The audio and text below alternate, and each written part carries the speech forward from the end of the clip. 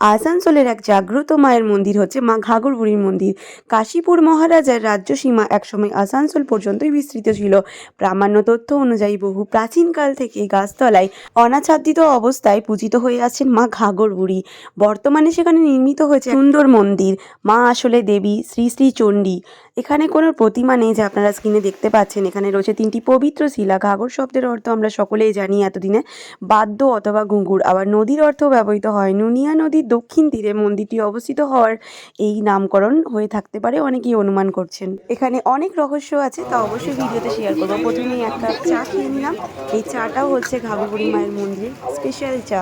যারা ঘাঘর বুড়ির চা খেয়েছেন তারা অবশ্যই কমেন্ট করে জানাবেন। হচ্ছে পয়লা মাঘা, তাই আমি এসেছিলাম আসানসোলে মা ঘাঘর বুড়ির দর্শন করতে। কারণ আপনারা সকলেই জানেন, সমস্ত আসানসোলবাসী জানেন যে পয়লা মাঘী মা দর্শন দিয়েছিলেন কাকে এবং কি থেকে মায়ের নাম ঘাঘর বুড়ি হয়।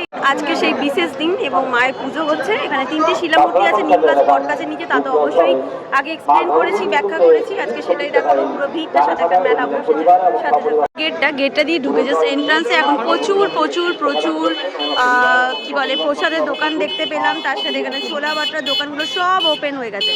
তারপরে যেটা ফেমাস চায়ের দোকান ঘাঘর বুড়ি, সেই চায়ের দোকানে চা খেলাম পুজো দেওয়া হয়ে যাওয়ার পরে। কিন্তু তারপরে এবার আস্তে আস্তে আস্তে আস্তে করে এগোচ্ছি।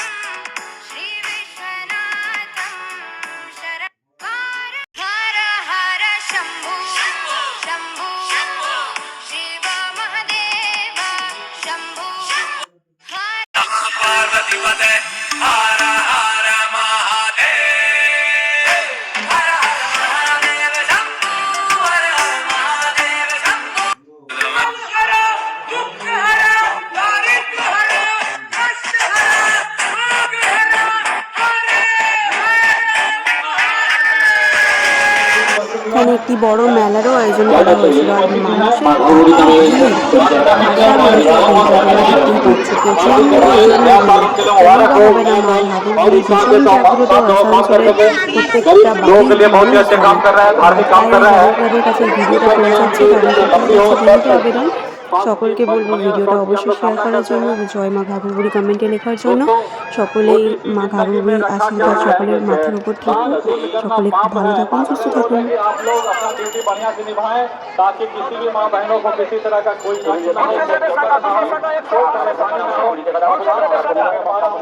ड्यूटी बहुत सेवा से बड़ा धर्म कोई नहीं है दोस्तों। मानव सेवा ही सबसे बड़ा धर्म है।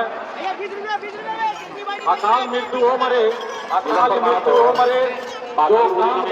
ভোগ দর্শনে দুর্ভোগ কাটে, তাই ভোগ দর্শন করালাম তোমাদের সাথে।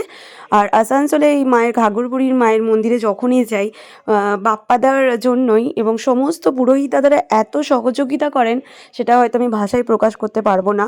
আর স্পেশালি থ্যাঙ্কস বাপ্পাদাকে, যে যার জন্য আমি যতবার পুজো দিতে যাই আমি ওখানে ভোগ খেয়েই আসি। তো এটাও আমার একটা প্রাপ্তি। ধন্যবাদ জানাই ভিডিওর মাধ্যমে আমাদের ঘাঘর বুড়ির পুরোহিত দাদা বাপ্পাদাকে। এবং প্রসাদটা এত অমৃত হয় যা ভাষায় প্রকাশ করা যাবে না। ভিডিওটা করা হয়েছিল পয়লা মাঘ, অর্থাৎ 10th জানুয়ারি, 10ই জানুয়ারি। আর সেদিনকেই আমার খুব স্পেশাল 2-3টে জিনিস হারিয়ে যাওয়ার জন্য মনটা এতটাই খারাপ এখনও, যার জন্য ভিডিওটা এডিটিং করা বা আপলোড করতে আমি সাহসও পাইনি, আর আপলোড করাও হয়ে ওঠেনি। যাই হোক, ফাইনালি আজকে আপলোড করলাম এবং আশা করছি তোমাদের ভালো লাগছে। ভালো লাগলে এইটুকুই আমার ছোট্ট অনুরোধ তোমাদের সকলের কাছে, সেটা হচ্ছে পেজটাকে প্লিজ ফলো করে দিও। অনেক মন্দির আছে আমরা জানি, যেরকম এখন তোমাদেরকে দর্শন করাচ্ছি বজরংবলীর। এরপর হচ্ছে সেই নুনিয়া নদী, যেখানেই মায়ের আবির্ভাব হয়েছিল, এবং এই নিম গাছ বট গাছের নিচেই মায়ের ওই 3টে শিলামূর্তি রাখা হয়েছে। আর এই সেই নুনিয়া নদী যেখানে মা ঘাঘর বুড়ি ঘাগরা পরে আবির্ভাব হয়েছিল এবং এখান থেকে সে 3টে শিলামূর্তি পাওয়া যায়, যেখানে রয়েছে মা ঘাঘর বুড়ি এবং দেবী অন্নপূর্ণা, তার সাথে মহাদেব।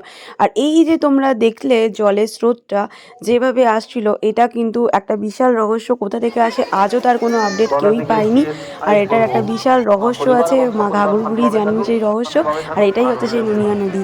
আবার সেদিনকেই মানে পয়লা মাঘ 10ই জানুয়ারি 10 জানুয়ারি এই রাস্তাটা ওপেন হয়ে গেছিলো। ওপেন বলতে এই পারের লোক ওই পারে, এমনিতে যারা ওই গ্রামে থাকে তারা তো যাতায়াত করে, এমনি সাধারণ মানুষকে যেতে দেওয়া হয় না। বাট সেদিনকে শুধু যেতে দেওয়া হয়েছিল। আর মানে সমস্ত পাবলিকের জন্যই। আবারও বলছি, ভালো লাগলে প্লিজ তোমরা পেজটাকে ফলো করে দিও। আর এটা সেই পুরনো ফটো, ভালো করে ফটোটা আসেনি তাই দেখাতে পারলাম না, যেটুকু পারলাম তোমাদের সাথে শেয়ার করলাম। আর ভিড়টা সেদিনকে অসম্ভব ভিড় ছিল, ভিড়টা তো তোমাদের সাথে শেয়ার করলামই। আর যেটা আরেকটা বিশেষ জিনিস, সেটা হচ্ছে মা ঘাঘর বুড়ি মায়ের মন্দিরে সেদিনকে একটা বজরংবলীর দর্শন পাওয়া যায়। তো সেটা অনেকের মুখ থেকে জানলাম, এই যে সেই বজরংবলী, মানে এটা অ্যাকচুয়ালি আমি নাম দিলাম বজরংবলী, বাট এটা হনুমান। তো ঘাঘর বুড়ি মায়ের মন্দিরে হনুমান এইভাবে বসেছিল অনেকক্ষণ, প্রায় 1 ঘন্টা ধরে। তো সেটা আমি তোমাদেরকে লাইভের মাধ্যমে তো তুলে ধরেইছিলাম, আর একটুখানি রিলসের মানে ভিডিওর মাধ্যমেও আপলোড করলাম। এই রহস্য আমিও জানি না, কারণ শোনা গেছে মা ঘাঘর বুড়ি সাদা রসগোল্লা খেতে ভালোবাসেন এবং নানা রকম তিনি অলৌকিকভাবে সকলকে দর্শন দেন, কখনো ছোট বাচ্চা রূপে। তো নানা রকম আরও রহস্য তো আছেই, যা এতদিনে তোমরা জেনেই ফেলেছ।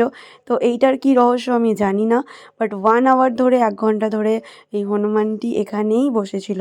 হয়তো আমি ভুলও হতে পারি, বাট জানি না। তো চলো, সকলেই সুস্থ থাকো, ভালো থাকো, দেখা হচ্ছে সকলের সাথে নেক্সট ভিডিওতে। রাধে রাধে।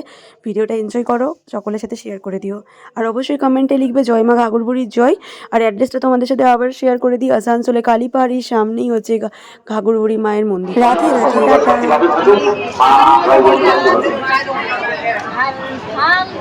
गंगा स्टेशन के रहने वाले हमारे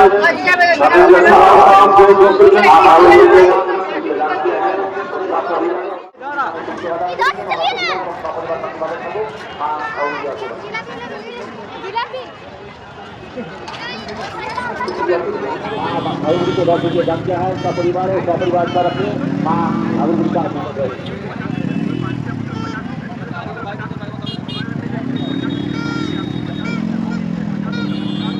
আশীর্বাদে থাকুক, মা ঘর